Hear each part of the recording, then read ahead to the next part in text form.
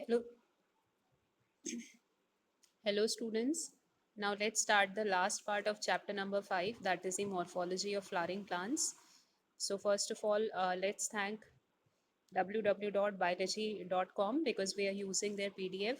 So last class में हमने जो topics cover करे थे वो था flower structure, okay, type of placentation, type of estivation. So we have covered those topics. Now today we will be starting with the topic of fruit, okay.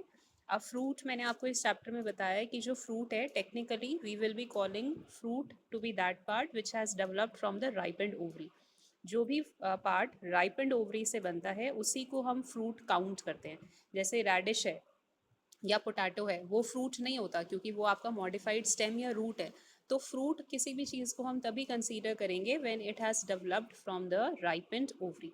तो I hope you remember आपने class 9th या 10th में पढ़ा है कि plants के 5 groups होते हैं। वी हैव ब्रायोफाइट्स, सबसे पहले एल्गे होता है, फिर ब्रायोफाइट्स है, फिर टेरिडोफाइट्स है, फिर जिम्नोस्पर्म है, फिर एंजियोस्पर्म है। तो ये जो प्लांट्स के 5 ग्रुप है उसमें से सिर्फ एंजियोस्पर्म एक ऐसा ग्रुप है जिसमें एक्चुअली ट्रू फ्रूट्स आपके फॉर्म होते हैं, फ्लावर्स भी फॉर्म होंगे और फ्रूट्स भी फॉर्म होंगे। सो एंजियोस्पर्म में जो फ्रूट फॉर्मेशन है it is very well developed. But but there are certain fruits जो विदाउट फर्टिलाइजेशन डेवलप हो जाते हैं। ये हमने क्लास 12th में टॉपिक करना है डिटेल में। अभी हम इसको जस्ट ब्रीफ में डिस्कस करेंगे। तो अगर कोई भी ऐसा फ्रूट है जो विदाउट फर्टिलाइजेशन फॉर्म हो रहा है, okay, without the fusion of male and female gametes form हो रहा है, that fruit will be known as parthenocarpic fruit. इसमें बनाना आ जाता है, ओके और इस प्रोसेस को हम डिटेल कैसे पार्थिनोकार्पी होता है, कैसे विदाउट फर्टिलाइजेशन फ्रूट फॉर्म हो जाता है, that we will study in detail in class 12। उसके बाद अब हमें डिस्कस करना है, हमारे सिलेबस में टाइप ऑफ फ्रूट मेंशन है ड्रूप। फ्रूट्स के भी बहुत सारे टाइप्स हैं, large many types of fruits are there, but हमारे सिलेबस में सिर्फ एक ही फ्रूट टाइप मेंशन है, दैट इज़ ड्रूप। उसके एग्जांपल्स में देखो, we have mango and coconut. तो कोई भी फ्रूट है हम उसको ड्रूप तब कंसीडर करेंगे when it is satisfying two condition. एक तो ये है कि जिस फ्लावर से वो बना है उस फ्लावर में सिंगल कार्पल होना चाहिए। देखो मोनो वर्ड का मतलब होता है one, carpel carpellary means carpel और पिस्टल। तो अगर कोई ऐसा फ्लावर है जिसमें सिंगल कार्पल प्रेजेंट है, ओके, और जो सिंगल कार्पल में ओवरी है that ovary should be superior. तो दो कंडीशंस हमारी सेटिस्फाई होनी चाहिए। एक तो मोनोकार्पलरी होना चाहिए, मतलब फ्लावर के अंदर जो पिस्टल है कार्पल है इट शुड बी वन, और जो ओवरी है वो सुपीरियर होनी चाहिए। अगर ये दोनों कंडीशंस फुलफिल हो जाती हैं, उसके बाद एक और भी है कि उसके अंदर सिंगल सीड होना चाहिए। तो अगर हमारी ये 3 बेसिक कंडीशंस फुलफिल हो जाती हैं then that type of fruit will be known as drupe. तो ड्रूप में हमारे कौन कौन से पॉइंट्स हैं कि मोनोकार्पलरी कंडीशन होना चाहिए, सुपीरियर ओवरी होना चाहिए, वन सीडेड होना चाहिए। अगर ये कंडीशंस फुलफिल हो रही हैं then that fruit will be known as drupe. अब इसमें हमें नेक्स्ट जो टॉपिक डिस्कस करना है that is about fruit wall. कोई भी फ्रूट होगा उसकी वॉल होती है and this wall will be known as pericarp. और ये पेरिकार्प जो फ्रूट की वॉल है ये भी फर्दर 3 पार्ट्स में डिवाइडेड है, ओके। पेरिकार्प का मीनिंग यहाँ पे देखो अंडरलाइन कर दिया, फ्रूट वॉल। तो ये जो पेरिकार्प है ये फर्दर 3 पार्ट्स में डिवाइडेड है। The first one we are having is epicarp, then we are having mesocarp, then we are having endocarp, okay. अब ये हमारी 3 टाइप की फ्रूट की वॉल लेयर्स होती हैं। मैंगो का एग्जाम्पल ले लेते हैं क्योंकि इसमें ये तीनों लेयर्स बहुत अच्छे से नज़र आती हैं। जो मैंगो का पील है जो हम थ्रो करके फेंक देते हैं, थ्रो कर देते हैं, which we do not eat, that peel is known as epicarp. Epi word का मतलब होता है आउटसाइड, कार्प का मतलब है कि जो फ्रूट की वॉल लेयर का पार्ट है। तो जो भी फ्रूट की वॉल लेयर सबसे बाहर प्रेजेंट है, आउटसाइड में प्रेजेंट है, that will be known as epicarp. तो जो फ्रूट का पील है, छिलका है जो हम छील के फेंक देते हैं, that will be technically known as epicarp. Then fruit में नेक्स्ट जो पार्ट होगा that will be known as mesocarp. Meso word का मतलब होता है मिडल, ओके। जो भी चीज़ आपकी मिडल में प्रेजेंट है उसके लिए हम टर्म यूज़ करते हैं मीजो। तो जो मैंगो का पोर्शन हम खाते हैं, जो उसका एडिबल पार्ट है, that portion is present in the middle, so that will be known as mesocarp. उसके बाद फिर इसमें आता है last part that is your endocarp. आपने देखा होगा कि जो मैंगो होता है उसके बीच में आपको गुठली जैसा नज़र आता है, ये देखो यहाँ पे दिख रहा है, ये एंडोकार्प है। बट एक्चुअली ये इसका सीड नहीं है। ये एंडोकार्प को जब आप ब्रेक करोगे, इसके अंदर एक छोटा सीड प्रेजेंट होता है। तो ये जो एंडोकार्प है, ये फ्रूट की सबसे इनर मोस्ट लेयर है which is protecting the seed. So how many layers we are having in the fruit? Three. The first one which we have is epicarp, जो कि फ्रूट पील है, which we normally throw. Then we have second part mesocarp, जिसको हम खाते हैं, which is the edible part of the fruit. Then we have endocarp. Endocarp आपको यहाँ से नजर आ रहा है, ये आम की गुठली जैसा लगता है, बट एक्चुअली सीड जो होता है, इसको जब आप ब्रेक करोगे, इसके अंदर से आपको सीड मिलेगा. So we are having three layers. और ये जो एपिकार्प है, मीजोकार्प है, एंडोकार्प है, इसको हम जनरल नेम देते हैं, that is called pericarp. Okay, so pericarp three parts का हो सकता है, एपिकार्प, मीजोकार्प, एंडोकार्प. उसके बाद फिर हम देखते हैं कोकोनट का एग्जांपल ले लेते हैं कि इसमें एपिकार्प, मीजोकार्प, एंडोकार्प कहाँ पर है. एक्चुअली जो मार्केट में कोकोनट मिलता है, उसके ऊपर मोस्टली एक्सोकार्प नहीं होता. अगर आप पूरा नारियल लोगे, कई बार उसके ऊपर ब्राउन कलर का हार्ड हार्ड कोटिंग प्रेजेंट होती है, that is एक्सोकार्प. But mostly market में जो आते हैं, क्योंकि नारियल लोगों को छीलना उसको मुश्किल होता है, तो वो पहले से ही एक्सोकार्प जो है वो रिमूव कर देते हैं. फिर ये जो हमें मार्केट में मिलता है, उसमें हमें मीजोकार्प नज़र आता है. ये जो फाइब्रस वाला पार्ट है, हस्क जैसा, फाइबर जैसा पार्ट बना हुआ है, दिस इज मीजोकार्प. फिर उसके बाद ये अंदर एक और थोड़ा सा ब्राउन कलर का हार्ड पार्ट होता है, जब आप नारियल को ब्रेक करते हो तो उसमें नज़र आता है, दिस इज द एंडोकार्प. और ये जो पोर्शन है, वाइट पोर्शन है, जो हम कोकोनट का एडिबल पार्ट है, which we generally eat, this part is called endosperm. ठीक है, ये प्लांट का एंडोस्पर्म पार्ट है. नारियल का, कोकोनट का जो पार्ट हम खाते हैं, दैट इज एंडोस्पर्म. अब क्लास 12th में हम एक बड़ा इंटरेस्टिंग फिनोमिनन पढ़ेंगे कि जो हमारा ये कोकोनट है, इसमें जो हम ये इसका वाइट पोर्शन खाते हैं, वाइट कर्नल जिसको कहते हैं, okay, this white portion which we are eating is called white kernel. ये एडिबल पार्ट है, means this is the part which we are eating. ये एंडोस्पर्म का बना हुआ है. कोकोनट के अंदर आपको पता है वाटर भी होता है, जिसको हम बोलते हैं कोकोनट वाटर, वो भी एक टाइप का एंडोस्पर्म है, लेकिन थोड़ा सा टाइप्स में डिफरेंस है. सो इसको हम क्लास 12th में डिटेल में करेंगे. सो अभी हम यहाँ पे इसको जस्ट इन ब्रीफ ले रहे हैं कि कोकोनट का जो एडिबल पोर्शन है, या जो नारियल पानी है, वो दोनों ही उसका एंडोस्पर्म से बना होता है. Okay, so with this we have finished the topic of fruit. Now we are starting with the next topic of seed. अब सीड में लेट्स सी कि क्या क्या चीज़ें हैं. ठीक है, जैसे हमने फ्रूट में डिस्कस किया था that it is formed from the ripened ovary. Seed जो है वो मेच्योर ओव्यूल से फॉर्म होता है. ओवरी के अंदर ओव्यूल्स प्रेजेंट है. So after fertilization the ovule will change into seed. और ये जो सीड है वो भी आपके दो पार्ट्स का बना हुआ है. सीड कोट का बना हुआ है, एम्ब्रियो का बना हुआ है. ठीक है, जैसे आप सिंपल सी एक एक्टिविटी करके देखो. सबके घर में ब्लैक ग्राम होता है, काला चना, या वाइट ग्राम होता है, जिसको हम हिंदी में छोले बोलते हैं. 4-5 सीड्स लो, बाउल में किसी कटोरी में पानी लो, और उसमें उसको सोक कर दो. नेक्स्ट डे मॉर्निंग में जब आप देखोगे तो उसका साइज इंक्रीज हो जाता है. सो टेक 2-3 वाइट ग्राम, जो कि छोले है, उसको हाथ में लो, थोड़ा सा रब करके देखो, उसके ऊपर से देखना सीड कोट अलग हो जाएगा. सीड्स के ऊपर भी एक छिलका होता है which is called seed coat, तो वो सेपरेट हो जाएगा. So whenever we are talking about, और उसको फिर हाथ से ऐसे, जब आप सीड कोट निकल गया उसको ब्रेक करके देखना, तो दो कॉटलीडर नजर आएंगे और बीच में एक छोटा सा वाइट पार्ट नजर आता है, दिस इज कॉल्ड एम्ब्रियो. तो अब one by one now let's discuss the structure of a dicot seed. पहले हम डाइकॉट सीड का जो स्ट्रक्चर है वो डिस्कस कर लेते हैं.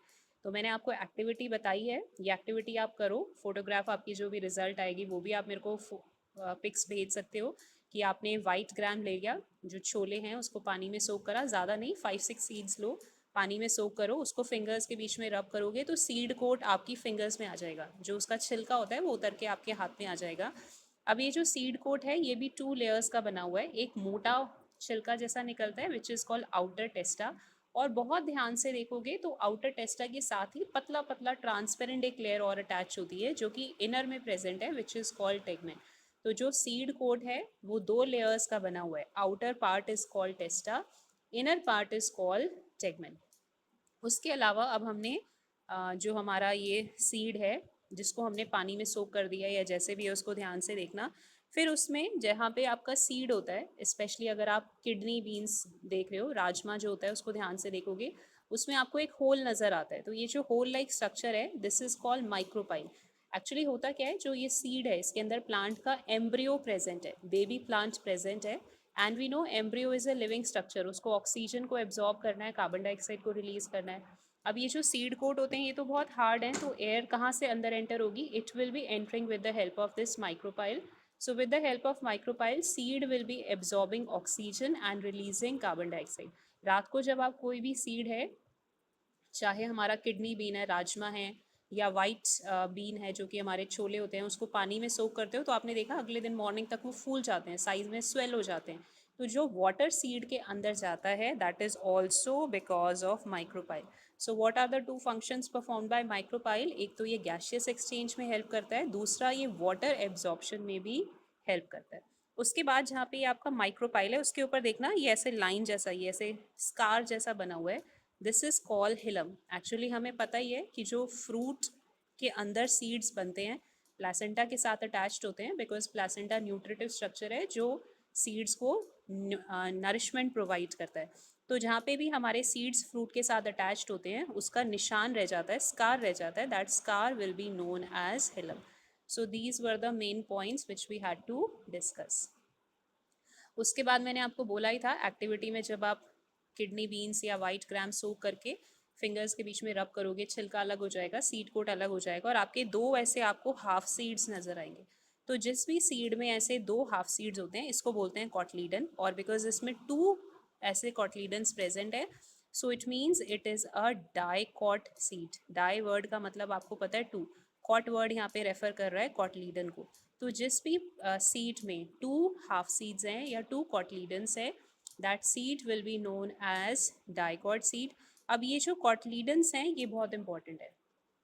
जैसे मान लो आपके पास कोई सीड है, राजमा ही ले लेते हैं कि आपने एक राजमा का दाना लिया या 4-5 लिया और उनको आपने सॉइल के नीचे डाल दिया, तो जब तक इससे प्लांट नहीं बनेगा और उस प्लांट पे लीफ नहीं बन जाती, आपको पता है लीफ जो होता है फोटोसिंथेसिस से फूड बना सकता है, तो जब तक इस छोटे से प्लांट में लीफ नहीं बन जाएगी तब तक तो वो फूड बना ही नहीं सकता.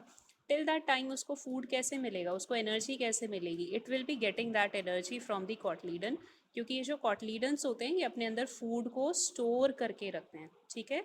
तो what is the function of cotyledon, कि जब तक बेबी प्लांट में लीफ नहीं बन जाती तब तक वो उसको फूड जो है वो सप्लाई करते हैं. उसके बाद फिर सीड्स को जब आप ओपन करोगे तो बीच में आपको एक वाइट कलर का स्ट्रक्चर नज़र आएगा. So I want all of you to do the activity. और ये जो छोटा सा वाइट स्ट्रक्चर नज़र आता है this is the embryo. Okay, ये प्लांट के अंदर जो बेबी प्लांट है एम्ब्रियो है, ये वही है जो मैंने अभी सर्कल में दिखाया है. और इसके भी दो पार्ट्स होते हैं. जो इस एम्ब्रियो का अपर पोर्शन है which is present towards the upper side that will be known as plumule. जो लोअर साइड में प्रेजेंट है that portion will be known as radicle. If you remember we have already discussed कि जो plumule है वो shoots form करता है, जो रेडिकल है वो रूट्स को फॉर्म करता है. ठीक है. तो ये हमने डाइकॉट सीड पूरा डिस्कस कर लिया, ये आपका शायद क्लास 10 में भी था. ये देखो कितने सारे एग्जाम्पल हैं, ब्लैक ग्राम है, बीन्स हैं, काले चने जो होते हैं, राजमा, कैस्टर सीड्स, ये सारे डाइकॉट्स हैं. बिकॉज इसके अंदर जब आप सीड को सोक करके देखोगे दो हाफ सीड्स नज़र आते हैं. उसके बाद अब हम स्ट्रक्चर डिस्कस करते हैं मोनोकॉट सीड का. मोनोकॉट, मोनो वर्ड का मतलब आपको पता है one, cot word means refer to cotyledon. तो अगर किसी सीड के अंदर सिंगल कॉटलीडन है, वन कॉटलीडन है, that seed will be known as monocotyledon. अब ये जो भी हमारा प्लांट्स है इसमें हमारा मोनोकॉट्स में वीट आता है, मेज आता है, राइस आता है, ग्राम आता है, ये sorry not gram, wheat, rice, मेज, ग्रास, ये सारे हमारे मोनोकॉट्स हैं. तो अब हमारे सिलेबस में जो डायग्राम मेंशनड है, एनसीईआरटी बुक में जो डायग्राम मेंशन है वो मेज सीड का मेंशन है. मक्का जो होती है मेज है, मोनोकॉट है, उसका सीड मेंशन है. अभी तो खैर सीजन नहीं है, लेकिन अगर आपके घर में कोई मेज के सीड्स पड़े हैं, 2-3 seeds low, soak them in water overnight. Next day morning में जब आप देखोगे साइज़ में थोड़ा वो स्वेल कर जाएंगे, फिर आप ये डिफरेंट जो पार्ट्स है वो आप उसमें देख सकते हो. तो सबसे पहले यहाँ पे देखो we are focusing on this part, ये डायग्राम आपको लर्न भी करना है. इसमें ये वाला जो पार्ट है this is the endosperm. Endosperm आपको अगर याद हो आपने 10th में पढ़ा था, डबल फर्टिलाइजेशन में बनता है. अभी फ़िलहाल के लिए बस इतना याद रखो, ये हमने क्लास 12 में दोबारा डिटेल में स्टडी करना है, that endosperm is a nutritive structure. Nutritive structure का मतलब है जो प्लांट को फूड और न्यूट्रिशन प्रोवाइड करेगा. तो यहाँ पे एंडोस्पर्म का क्या फंक्शन है, it is a nutritive structure. ये जो भी हमारा प्लांट से एम्ब्रियो बन रहा है उसको नरिशमेंट जो है वो प्रोवाइड करता है. उसके बाद फिर इसमें एक लेयर है aleurone layer. Can you see this layer? ये जो बाहर ऐसे डॉटेड लाइन के फॉर्म में बनी है, एक्चुअली जो नीचे वाला पार्ट है ये पूरा उसका एम्ब्रियो है और ये ऊपर वाला पार्ट एंडोस्पर्म है। तो ये जो एलिरोन लेयर है ये एंडोस्पर्म को और एम्ब्रियो को सेपरेट कर रहा है। This layer is separating the endosperm from the embryo portion. अब इस पूरे डायग्राम को आप ध्यान से देखो, इसमें कहीं पे भी कॉटलीडन वर्ड यूज नहीं किया गया है और हम पढ़ रहे हैं स्ट्रक्चर ऑफ मोनोकॉट सीड। तो एक क्वेश्चन आपके माइंड में आना चाहिए कि अगर ये मोनोकॉट है, इसमें सिंगल कॉटलीडन अगर प्रेजेंट है, तो इसका कॉटलीडन कहाँ पे सिचुएटेड है? क्योंकि डायग्राम में तो कहीं मेंशन ही नहीं है। इसका मतलब कि यहाँ पे ये नहीं है कि इसमें कॉटलीडन प्रेजेंट नहीं है, it is having cotyledon, but यहाँ पे उसको जो नेम इन्होंने मेंशन किया है दैट इज दी स्क्यूटलम। तो ये जो स्क्यूटलम है ये एक्चुअली मोनोकॉट सीड का कॉटलीडन रिप्रेजेंट करता है। और क्योंकि ये सीड के बिल्कुल बीचों बीच में नहीं होता, साइड में चला गया है। जैसे अगर हम डाइकॉट सीड देखेंगे तो वो अच्छे से प्रेजेंट होते हैं, साइज में लार्ज होते हैं। एक तो ये सिंगल है, साइज में भी छोटा है और साइड में शिफ्ट हो गया है, इसीलिए मे बी साइंटिस्ट ने इसका जो नेम है वो स्क्यूटेलम कई बार कह देते हैं, बट टेक्निकली स्पीकिंग ये प्लांट का कॉटलीडन रिप्रेजेंट कर रहा है। उसके बाद ये जो ब्राउन कलर से ये पोर्शन बना हुआ है, ये आपका जो भी प्लांट का एम्ब्रियो है, जैसे हमने पीछे डाइकॉट का एम्ब्रियो डिस्कस किया था, ये मोनोकॉट का जो एम्ब्रियो है वो ये शो कर रहा है। अब इसमें देखो प्लिम्यूल और रेडिकल तो हमने पीछे स्टडी किया था डाइकॉट में। प्लिम्यूल जो है वो शूट फॉर्म करता है, रेडिकल जो है वो रूट्स फॉर्म करता है। बट यहाँ पे अपार्ट फ्रॉम रेडिकल एंड प्लिम्यूल कुछ और स्ट्रक्चर्स भी प्रेजेंट है, जैसे कोलियोप्टाइल प्रेजेंट है। ठीक है, अब ये आपको याद करने के लिए मैं एक हिंट दे देती हूँ। देखो प्लिम्यूल वर्ड स्टार्ट हो रहा है पी से, कोलियोप्टाइल वर्ड में भी अगर आप देखोगे पी अल्फ़ाबेट यूज हो रहा है, तो आपने अल्फ़ाबेट मैच करके देखना है। P for plumule, P for coleoptile. ठीक है, अल्फ़ाबेट्स मैच करोगे तो कभी कंफ्यूजन नहीं होगी। तो जो प्लिम्यूल है उसको एक्स्ट्रा प्रोटेक्शन, ऊपर की तरफ से प्रोटेक्शन करने के लिए कुछ लेयर्स प्रेजेंट हैं। So these layers which are providing extra protection to the plumule in case of monocots, they are called coleoptile. So P for plumule, P for coleoptile, आपको याद करना जो है वो easy हो जाएगा। उसके बाद यहाँ पे जो रेडिकल है, रेडिकल को भी एक्स्ट्रा प्रोटेक्शन एक स्ट्रक्चर जो है कवर कर रहा है, एक्स्ट्रा प्रोटेक्शन प्रोवाइड कर रहा है। अब ये कोलियोप्टाइल कोलियोराइजा डाइकॉट में एब्सेंट होते हैं, मोनोकॉट्स में प्रेजेंट है, तो ये आपको डिफरेंस पता होना चाहिए। तो यहाँ पे भी आप अल्फ़ाबेट मैच करके अगर आप देखोगे तो आपको लर्न करना ईजी हो जाएगा। यहाँ पे लिखो, नेम लिखो। ठीक है, ये जब साइंटिस्ट ने फर्स्ट टाइम ये नेम दिए हैं, उन्होंने भी ऐसे अल्फ़ाबेट्स मैच करके दिए थे सो दैट कन्फ्यूजन ना हो। आर फॉर रेडिकल और कोलियोराइजा में भी आर अल्फ़ाबेट आ रहा है, इसका मतलब रेडिकल को एक्स्ट्रा प्रोटेक्शन प्रोवाइड करने वाले स्ट्रक्चर का नाम जो कि मोनोकॉट्स में प्रेजेंट है that is coleorhiza. So plumule को कौन सा structure extra support, extra protection provide कर रहा है? कोलियोप्टाइल। रेडिकल्स को कौन सा स्ट्रक्चर प्रोवाइड कर रहा है? कोलियोराइजा। उसके बाद ना ये सारे पॉइंट्स हमने ऑलरेडी डिस्कस कर लिए। अब हमारे सिलेबस में 3 फैमिलीज़ हैं, प्लांट्स की भी फैमिलीज़ होती हैं। सो 3 फैमिलीज़ को हमने डिस्कस करना है।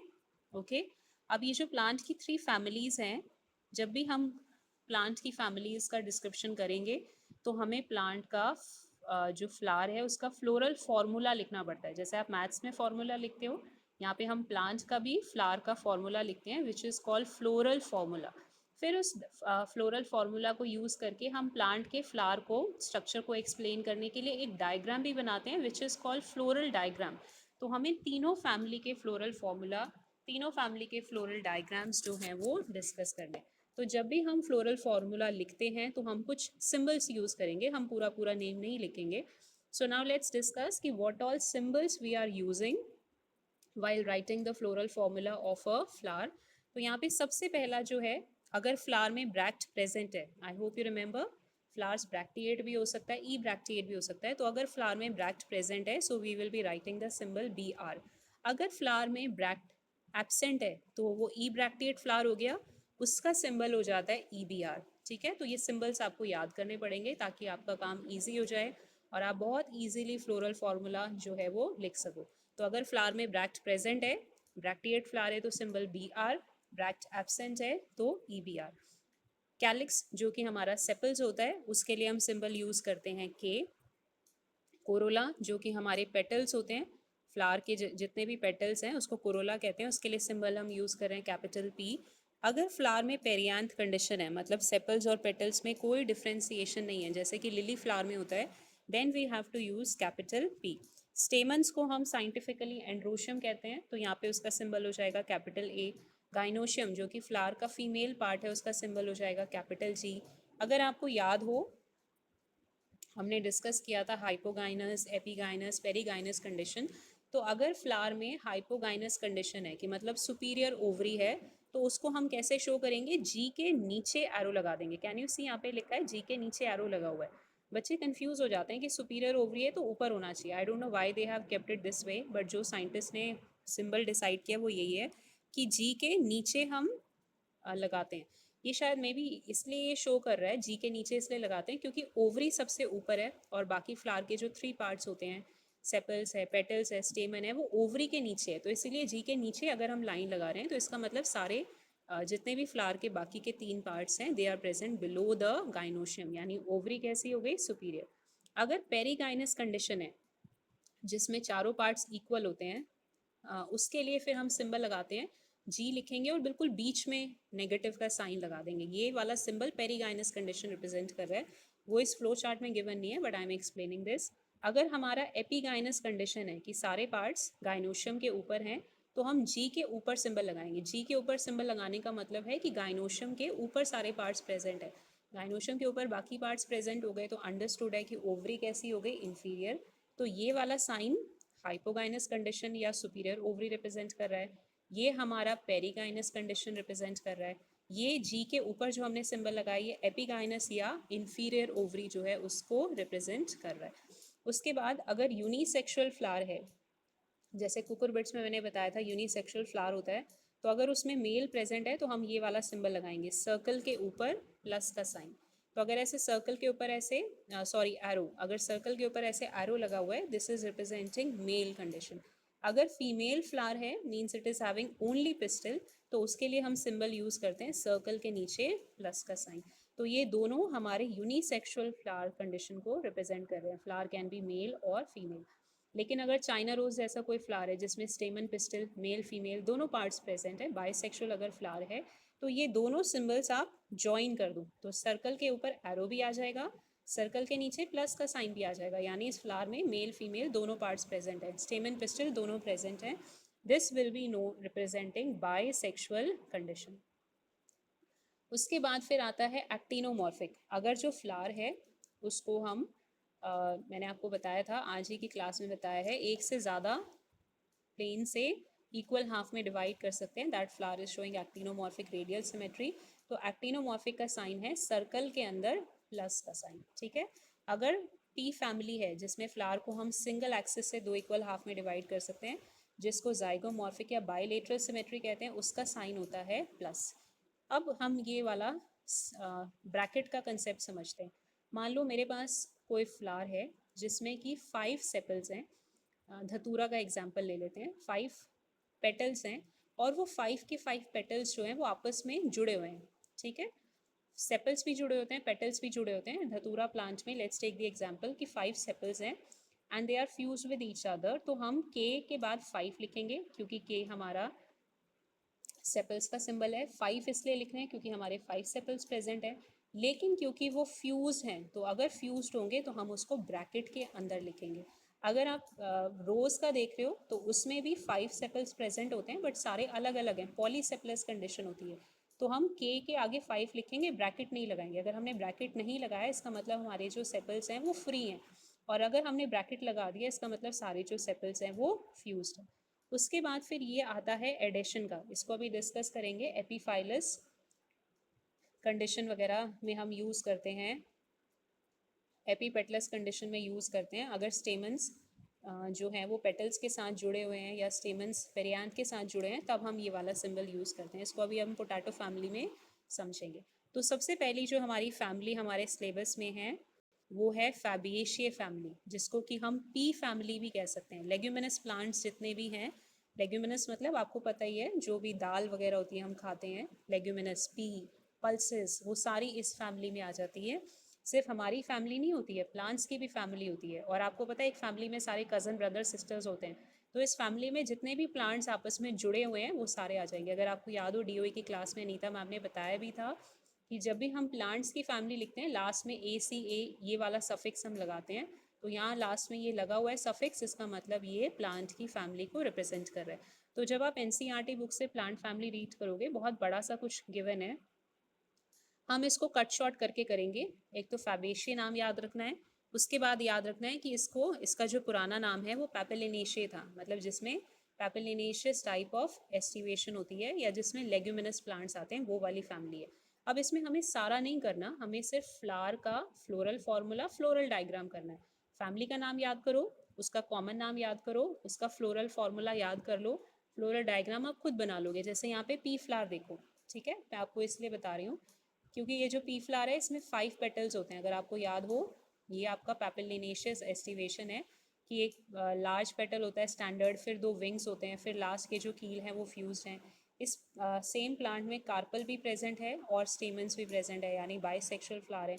फ्लावर की सिमेट्री देखोगे तो जाइगोमॉर्फिक है। तो अब हम सीधा फ्लोरल फार्मूला से स्टार्ट करते हैं।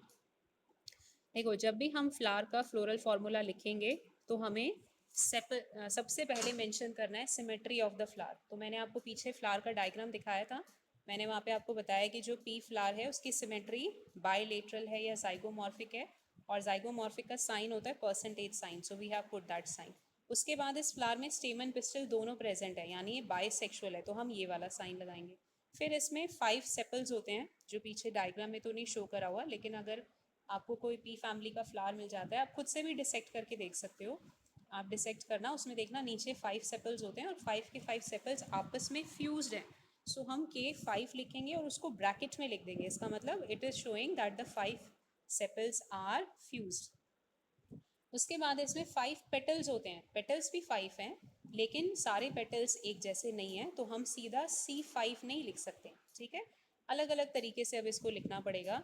जैसे कि हमारे 5 पेटल्स हैं, उसमें सबसे पहला पेटल हमारा स्टैंडर्ड होता है जो कि फ्यूज नहीं है, वो हमने लिख दिया। फिर हमने प्लस का साइन लगाया। स्टैंडर्ड के बाद नेक्स्ट 2 होते हैं विंग्स, ये विंग्स भी आपस में फ्यूज नहीं होते, स्टैंडर्ड से साइज में छोटे होते हैं, वो हमने +2 करके लिख दिया। फिर एक प्लस का साइन लगाया, जो लास्ट के सबसे 2 हमारे पेटल्स होते हैं विंग्स, वो आपस में फ्यूज्ड होते हैं, तो फिर उसको हम ब्रैकेट के अंदर लिखेंगे। हम डायरेक्ट C5 नहीं लिख सकते क्योंकि सारे पेटल्स की शेप और साइज़ यहाँ पे सेम नहीं है, तो शेप और साइज़ डिफरेंट है और उनका फ्यूजन है नहीं है वो भी डिफरेंस है। सो दैट इज़ वाई हम उसको स्प्लिट करके लिखेंगे C1 + 2 + 2। तो ये जो पहला वाला 1 है ये स्टैंडर्ड रिप्रेजेंट कर रहा है, फिर ये जो है ये विंग्स रिप्रेजेंट कर रहा है, ये वाला जो है वो कील रिप्रेजेंट कर रहा है। उसके बाद फिर इसमें आता है एंड्रोशियम। ओके, इसमें अगर आपको याद हो हमने एक टर्म करी थी, डाईएडल्फस कंडीशन। डाईएडल्फस मतलब कि जो स्टेमन्स हैं वो 2 बंडल्स के फॉर्म में प्रेजेंट है। तो जितनी भी पी फैमिली होती है उसमें डाईएडल्फस कंडीशन होती है। 9 स्टेमन्स एक साथ जुड़े होते हैं और 10th जो स्टेमन होता है वो अलग है। तो 9 स्टेमन्स क्योंकि एक साथ अटैच्ड हैं, फ्यूज्ड हैं, तो हम सीधा A10 नहीं लिख सकते, वो गलत हो जाएगा क्योंकि यहाँ पे स्टेमन्स का अरेंजमेंट अलग अलग है। 9 फ्यूज हैं बट 10th वाला फ्यूज नहीं है। सो A10 अगर आपने लिख दिया तो वो गलत हो जाएगा। सो हम कैसे इसको लिखेंगे, नाउ लेट्स सी। सबसे पहले क्योंकि हमें पता है स्टेमन या एंड्रोशियम का साइन कैपिटल A है, कैपिटल A आप लिखो। 9 जो स्टेमन्स हैं वो आपस में फ्यूज्ड हैं, तो 9 को हमने ब्रैकेट में लिखा, प्लस का साइन लगाया, 1 लिख दिया, तो that will be the correct way of writing the number of stamens. उसके बाद इसमें गाइनोशियम, ये हमें फ्लावर की जो ओवरी होता है उसको डिसेक्ट करने से समझ में आता है। मोनोकार्पलरी है, मतलब उसमें सिंगल पिस्टल कार्पल है, सुपीरियर ओवरी है, तो हमने नीचे जो है वो जी के नीचे डैश लगा दिया, 1 लगा दिया, यानी सिंगल कार्पल है और वो सुपीरियर ओवरी कंडीशन जो है रिप्रेजेंट कर रहा है। तो सीधा आपने फैमिली का फ्लोरल फार्मूला जो है वो याद करना है। अगर पूछा जाए कि इसका थोड़ा सा फ्लोरल फार्मूला एक्सप्लेन करो, तो इन्हीं टर्म्स का मीनिंग आप धीरे धीरे एक्सप्लेन करते जाना कि ये जाइगोमॉर्फिक है, ये आपका बाइसेक्सुअल है, 5 सेपल्स फ्यूज्ड हैं, ये पैपिलिनेशियस या वेक्सिलरी एस्टिवेशन शो कर रहा है, ये डायडल्फस है, ये मोनोकार्पलरी है, सुपीरियर ओवरी है। तो अगर आपको फॉर्मूला याद रहेगा तो आप अपने आप इन टर्म्स को एक्सप्लेन कर सकते हो। अब हमने नेक्स्ट काम करना है कि जो फ्लोरल फार्मूला है उसको यूज़ करके फ्लोरल डायग्राम बनाना है, ठीक है। अब ये काम करने के लिए जब भी हम फ्लोरल फार्मूला को फ्लोरल डायग्राम में बनाते हैं तो ये 2 चीज़ें हमारी कट हो जाती हैं। हम सिमेट्री ऑफ द फ्लावर और whether the flower is bisexual वहाँ से नहीं स्टार्ट करेंगे। जब हम फ्लोरल फार्मूला से फ्लोरल डायग्राम बनाएंगे तो हम सीधा सेपल्स से स्टार्ट करते हैं, ठीक है। सेपल्स से अगर हम स्टार्ट कर रहे हैं तो हमारी कितने सेपल्स हैं, 5, और वो सेपल्स आपस में फ्यूज्ड हैं, ठीक है। अब यहाँ पे देखो ये ग्रीन कलर वाला पार्ट नज़र आ रहा है आपको, इसमें ये जो ट्राइंगल बने इनका नंबर काउंट करो, 1 2 3 4 5, 5 ट्राइंगल्स बने हुए हैं यानी 5 सेपल्स हो गए। और देखो बीच में पतली लाइन से वो जॉइंड है, कहीं पे भी अलग नहीं हो रहे। इसका मतलब ये जो हमारे 5 सेपल्स थे वो आपस में फ्यूज्ड हैं। तो सबसे पहले हमें सेपल्स बनाने हैं, 5 हैं आपस में फ्यूज्ड हैं, तो हम इस तरीके से बनाएंगे। अगर मैंने मान लो यहाँ पे बीच में जगह खाली छोड़ दी होती, यहाँ पे मैंने एम्प्टी स्पेस छोड़ दिया होता, यहीं पे लाइन ख़त्म कर देती और ये वाली यहीं पे कर देती, बीच में कोई अगर लाइन नहीं होती, इसका मतलब हमारे स्टेमन्स जो हैं वो फ्री हैं। बट यहाँ पे हम ऐसा नहीं कर सकते क्योंकि हमारे सारे स्टेमन्स आपस में फ्यूज्ड हैं, तो हम कंटिन्यूसली लाइन के फॉर्म में उनको जॉइन दिखाएंगे। उसके बाद फिर अब हमें नेक्स्ट क्या शो करना है, पेटल्स। अब पेटल्स में भी अलग अलग तरीके से शो करना पड़ेगा क्योंकि सी 1+2+2 कंडीशन है। तो जो सबसे पहला स्टैंडर्ड 1 है वो हमने ये बना दिया, ठीक है। उसके बाद जो दो हमारे फ्यूज्ड नहीं है वो हमने ये बना दिए, ठीक है। उसके बाद जो लास्ट के टू आपस में जॉइंड है, ये देखो दो पेटल्स हमने दिखा दिया और बीच में ये ऐसे बनाया हुआ है, इसका मतलब ये आपस में जॉइंड है, ये दोनों एक दूसरे के साथ फ्यूज्ड हैं, जॉइंड है। So we have shown them. तो हम सीधा 5 पेटल्स नहीं बना सकते, अलग अलग तरीके से दिखाना पड़ेगा क्योंकि स्टैंडर्ड अलग हो गया, ये हमारे विंग्स हो गए, ये हमारे कील हो गए जो कि आपस में फ्यूज्ड है। तो ये डब्ल्यू जैसा जो बना हुआ है ये फ्यूजन शो कर रहा है कि ये जो दो पेटल्स हैं वो आपस में फ्यूज्ड है। उसके बाद वी हैव एंड्रोशियम। एंड्रोशियम है हमारा 9+1।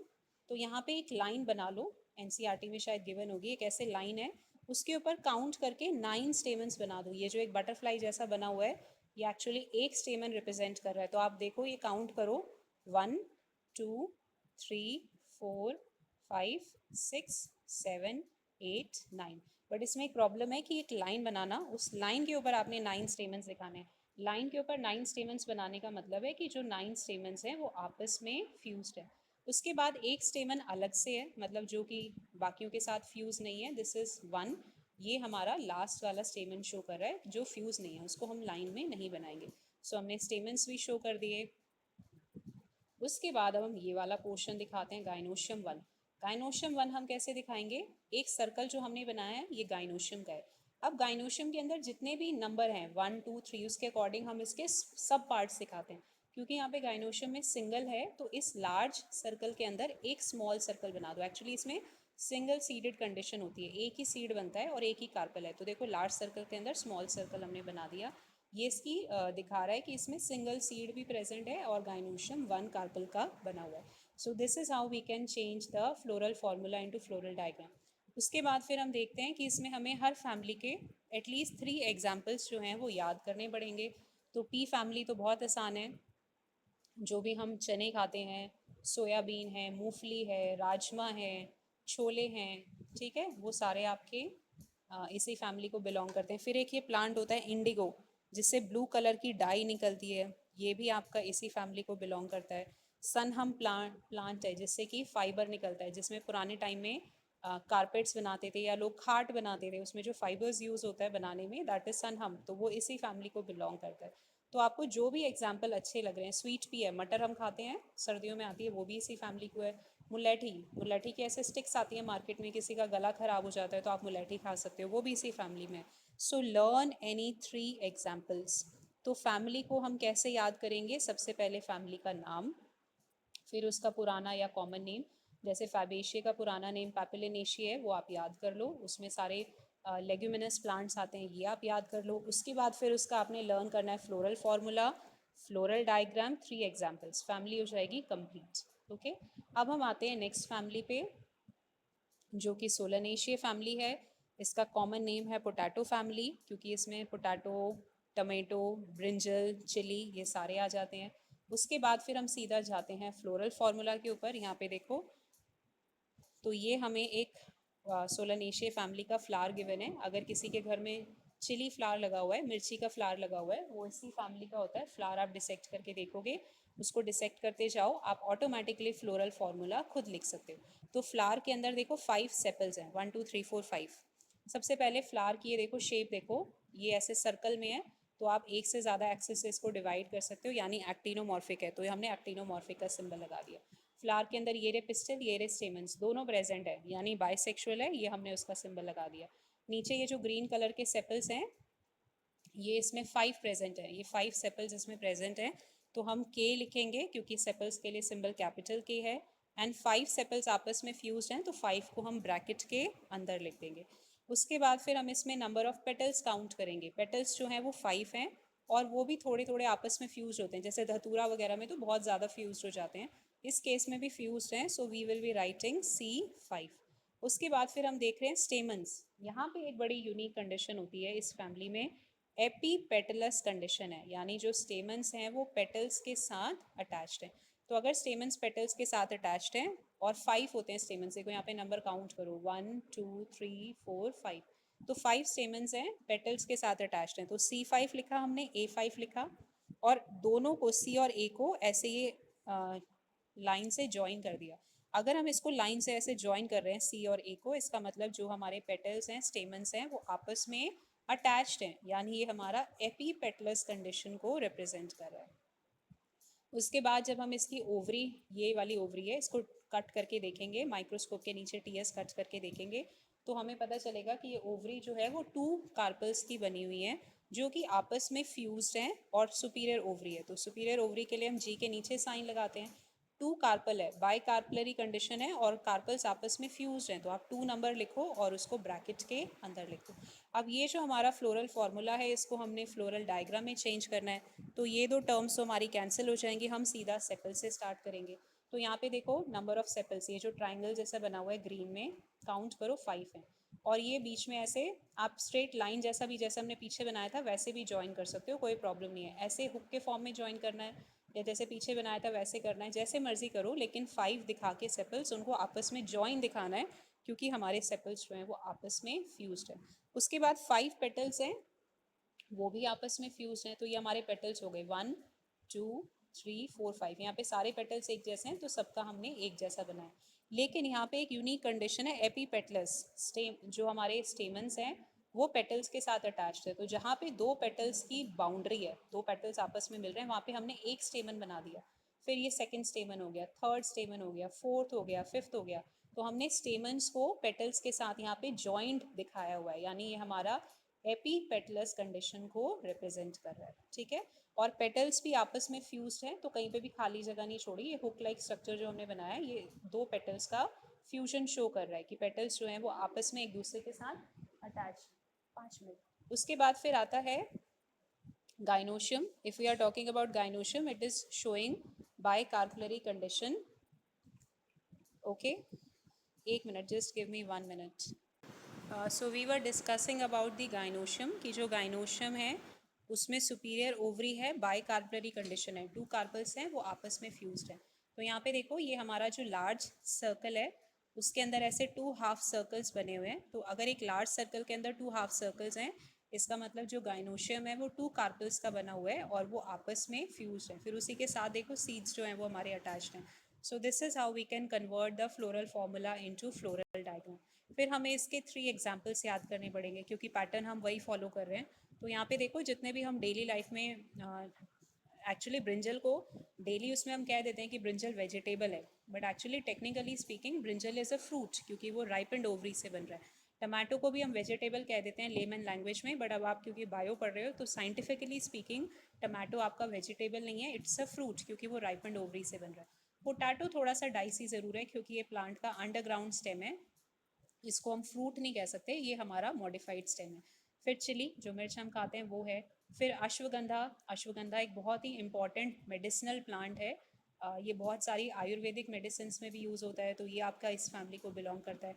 बेलाडोना कुछ कुछ आपका ब्रिंजल जैसा मैच करता हुआ प्लांट है। टबैको प्लांट है। पेटूनिया, इसके फ्लावर्स आपने देखा होगा गार्डन में या स्कूल्स में लगे होते हैं। तो ऐसे प्लांट्स जो हम डेकोरेशन पर्पस के लिए यूज़ करते हैं, they are called ornamental plants. तो इसमें से आप कोई भी 3 एग्जाम्पल्स जो आपको ईजी लग रहे हैं वो आप लर्न कर सकते हो। उसके बाद फिर हम डिस्कस करते हैं लास्ट फैमिली, लिलिएशिए। अब लिलिएशिए में हम क्या डिस्कस करेंगे, लिली फैमिली। ठीक है, इसमें सारे लिली वाले प्लांट्स आ जाएंगे। तो ये एक मोनोकॉट फैमिली है। उससे पहले तक हमने जो 2 फैमिली डिस्कस की वो डाइकॉट्स फैमिली थी, मतलब सीड्स वर हैविंग 2 कॉटलीडन्स। अब यहाँ पे जो हम डिस्कस कर रहे हैं वो है मोनोकॉटलीडन्स। जैसे आपने देखा होगा अनियन है, उसका बल्ब होता है। ठीक है, अगर किसी का भी सीजन में किसी के घर के आसपास अनियन प्लांट लगा हुआ है तो उसके फ्लावर की आप फोटोग्राफ लेके ग्रुप पे डाल सकते हो, so that other students can also see. तो ये पूरा जो ऐसे ऊपर बंच जैसा दिख रहा है ये फ्लावर्स का बंच है, उसका इन्फ्लोरेसन है, और नीचे ये एक सिंगल फ्लावर ऐसा नज़र आता है, और इस पूरे बंच के नीचे ये जो बने हुए हैं ये इसके सेपल्स हैं. So now let's discuss the floral formula of the liliaceae family. तो इसमें देखो सबसे पहले ये जो ग्रीन कलर के ये बने हुए हैं ये इसके ब्रैक्ट्स होते हैं. तो क्योंकि फ्लावर में ब्रैक्ट्स प्रेजेंट है, फ्लावर ब्रैक्टिएट है, तो हम ब्रैक्ट का सिंबल लगाएंगे BR. उसके बाद ये वाला सिंगल इंडिविजुअल फ्लावर देखो, आप इसको एक से ज़्यादा एक्सिस से, सेंट्रल एक्सिस से इक्वल हाफ में डिवाइड कर सकते हो. तो ये फ्लावर एक्टिनोमॉर्फिक हो गया, सर्कल के अंदर हमने प्लस का साइन लगा दिया. उसके बाद सिंगल फ्लावर के अंदर स्टेमन पिस्टल दोनों प्रेजेंट है, मेल फीमेल पार्ट्स दोनों प्रेजेंट है, बाइसेक्सुअल है, सो आपने बाइसेक्सुअल का सिंबल लगा दिया. उसके बाद अगर आपको याद हो तो हमने डिस्कस किया था टर्म पेरियांथ. पेरियांथ वर्ड का मीनिंग होता है जिसमें फ्लावर के स्टेमन्स, सेपल्स और पेटल्स में कोई डिफ्रेंसिएशन नहीं है. तो अगर फ्लावर के सेपल्स और पेटल्स में कोई डिफ्रेंसिएशन नहीं है then we have to write perianth. तो हम पेरियांथ लिखेंगे और 3+3 को ब्रैकेट के अंदर लिख देंगे. एक्चुअली आपस में थोड़ा सा फ्यूज्ड होते हैं एंड 3+3 है, so we will be writing it like this. But ये 3+3 ब्रैकेट में हर प्लांट के लिए नहीं होता, कुछ प्लांट्स में अनफ्यूज भी होंगे. तो कई जगह आपको एनसीईआरटी में या कुछ जगह ऐसे 3+3 ऐसे भी लिखा हुआ नज़र आ जाएगा. ये थोड़ा सा फ्लावर टू फ्लावर वेरी करेगा. तो अगर हम कुछ फ्लावर्स ऐसे होते हैं जिसमें फ्यूज हैं but majority of the plants में ये आपके सेपरेट होते हैं. जैसे लिली में 6 दिखाई देते हैं पेरियांथ के, वो आपस में फ्यूज़ नहीं है, तो हम ब्रैकेट के अंदर नहीं लिखेंगे. लेकिन अगर हम कोई ऐसा फ्लावर देख रहे हैं जिसमें वो फ्यूज हैं तो फिर हम ब्रैकेट के अंदर लिख देंगे. वो फ्लावर टू फ्लावर वेरी करता है. उसके बाद फिर हम इसमें स्टेमन्स देख रहे हैं. यू कैन सी हेयर ये जो जितने भी हैं ये सारे स्टेमन्स हैं, 6 स्टेमन्स हैं, you can see it here. लेकिन इसमें से 6 स्टेमन्स ऐसे हैं जो 3 तो सेपल्स के साथ अटैच्ड होंगे. हालांकि हमें पता नहीं चल रहा कौन सा सेपल है कौन सा पेटल है, बट यूजुअली जो ऑल्टरनेट होता है इस तरीके से होता है कि ये वाले हमारे 3, this one this one this one, ये हमारे सेपल्स माने जाते हैं. ये वाले हमारे पेटल्स माने जाते हैं. इस टाइप का होता है कि ऑल्टरनेट करके एक सेपल एक पेटल है. तो जो हमारे 6 स्टेमन्स हैं उसमें से 3 जो हैं वो सेपल्स के साथ अटैच्ड हैं, 3 पेटल्स के साथ अटैच्ड हैं. तो हम डायरेक्ट A6 नहीं लिख सकते, हम उसको A3+3 लिखेंगे. ओके, ये आपको पता होना चाहिए हम ऐसे 3+3 करके क्यों लिख रहे हैं. उसके बाद फिर ये जो हमने सिंबल लगाया है ये हमारा एपीफाइलस कंडीशन को रिप्रेजेंट कर रहा है. एपीफाइलस मतलब जिसमें स्टेमन्स जो हैं वो पेरियांथ के साथ अटैच्ड है. जब आप लिली फ्लावर डिसेक्ट करके देखोगे तो जो स्टेमन्स हैं वो पेरियांथ के साथ अटैच्ड होते हैं, उसके साथ चिपके होते हैं. क्योंकि वो उसके साथ अटैच्ड हैं, so this condition will be known as epiphyllous condition. और एपीफाइलस कंडीशन को हम ऐसे रिप्रेजेंट करते हैं कि पेरियांथ और स्टेमन्स को हम आपस में ऊपर ऐसे लाइन के थ्रू ज्वाइन कर देते हैं. फिर ये जो हमारी गाइनोशियम है ये ट्राई कार्पलरी है, मतलब 3 कार्पल्स का बना है. तीनों कार्पल्स आपस में फ्यूज्ड हैं और सुपीरियर ओवरी है. तो सुपीरियर ओवरी के लिए जी के नीचे हमने डैश लगाया. 3 कार्पल्स हैं और फ्यूज है तो 3 को हमने ऐसे ब्रैकेट्स के अंदर लिख दिया. इस तरीके से ये हमारा जो पूरा फॉर्मूला है वो कंप्लीट हो जाएगा. तो यहाँ पे वो मिसिंग है, जी के नीचे हमें सुपीरियर ओवरी शो करना है. अब इस फॉर्मूला को हमने फ्लोरल डायग्राम में कन्वर्ट करना है, तो ये दो तो हम हटा देते हैं. सीधा हम स्टार्ट करेंगे यहाँ से, हम उसके पेरियांथ से स्टार्ट करेंगे. अब पेरियांथ में भी 3+3 है, 3 सेपल्स माने जाते हैं, 3 पेटल्स माने जाते हैं. देखो इस तरीके से इन्होंने शो करा है. तो ये जो बाहर की तरफ 3 बने हुए हैं ये सेपल्स शो कर रहे हैं, ठीक है. फिर ये जो अंदर की तरफ 3 बने हुए हैं ये उसके पेटल्स शो कर रहे हैं. हालांकि कोई डिफ्रेंसिएशन नहीं है बट हम 6 के 6 एक साथ नहीं दिखा सकते. So because 3 are representing sepals तो हम सेपल्स को बाहर दिखा देंगे, 3 आर रिप्रेजेंटिंग पेटल्स उनको हम अंदर दिखा देंगे. उसके बाद फिर हमारा एपीफाइलस कंडीशन है कि जो स्टेमन्स है वो पेरियांथ के साथ अटैच्ड हैं. तो देखो ये हमारा स्टेमन हमने इसके साथ ही जॉइन दिखा दिया. तो 3 जो हमारे सेपल्स के साथ जॉइन थे वो हमने यहाँ पे दिखा दिए, 3 जो पेटल्स के साथ जॉइन थे वो हमने ऐसे अंदर की साइड पे शो कर दिए. उसके बाद फिर इसमें आता है गाइनोशियम. गाइनोशियम हमारा ट्राइकार्पलरी है, फ्यूजन के फॉर्म में है. तो इस पोर्शन को अब आप फोकस करके देखो कि लार्ज सर्कल के अंदर हमें 3 ऐसे हाफ सर्कल, ऐसे 3 पार्टीशनिंग नज़र आ रही है. 1 2 3, 3 पार्टीशनिंग का मतलब है कि 3 कार्पल्स से आपस में फ्यूज्ड हो गए हैं. तो अगर ऐसे 3 कार्पल्स आपस में फ्यूज्ड हो गए तो हम इसको इस तरीके से रिप्रेजेंट करते हैं. उसके बाद फिर हम इसके एग्जाम्पल्स देखेंगे. एग्जाम्पल्स में हमारा ट्यूलिप आ जाता है, क्योंकि ये लिली फैमिली है तो मोस्टली लिली के होंगे. ये हमारा ग्लोरियोसा या फ्लेम लिली आता है जिसकी फ़ोटोग्राफ मैंने आज आपको ग्रुप पे भेजी है. इस प्लांट में लीफ टेंड्रिल होता है, आप फोटोग्राफ देखना व्हाट्सएप ग्रुप पे कि जो लीफ का टिप है वो बिल्कुल कॉयल होकर टेंड्रिल बना रहा है. फिर उसके बाद एलोवेरा आपका इसी उसमें आ जाता है। एस्पैरेगस बहुत जगह इसको as a food as a vegetable भी यूज़ किया जाता है, एस्पैरेगस इस फैमिली में आ जाता है। कॉल्ची सीन आ जाता है। कॉल्ची सीन पे अब नेट में नीट एग्जाम में बहुत क्वेश्चन होते हैं। ये जो कॉल्ची सीन होता है ये सेल को डिवाइड नहीं करने देता, मतलब सेल का साइटोप्लाज्म तो डिवाइड हो जाता है, सॉरी सेल का न्यूक्लियस तो डिवाइड हो जाता है, साइटोप्लाज्म को डिवाइड नहीं होने देता। तो इसका रिजल्ट ये होता है कि पॉलीप्लॉइडी कंडीशन हो जाती है। इसको हम डिटेल में डिस्कस करेंगे क्लास 12 में कि what is polyploidy. But for the time being you just remember कि ये सेल डिवीजन के प्रोसेस को हैम्पर करता है, और एक ही सेल के अंदर बहुत सारे क्रोमोसोम्स का जो सेट है, नंबर ऑफ क्रोमोसोम्स वो इंक्रीज होते जाते हैं।